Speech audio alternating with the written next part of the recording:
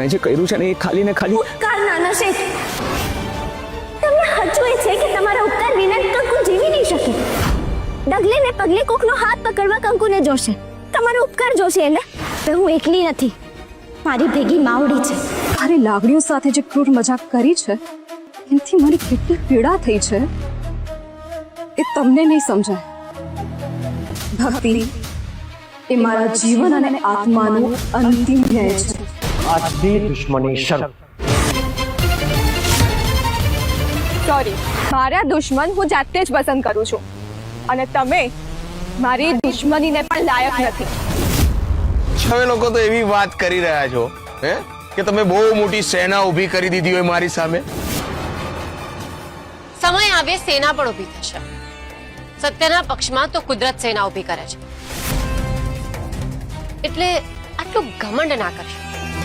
રાધા, આપણા પરિવાર માટેના તારા સંઘર્ષની અને સમર્પણની હું સાક્ષી છું બેટા. હવે કોઈએ રડવાનું નથી.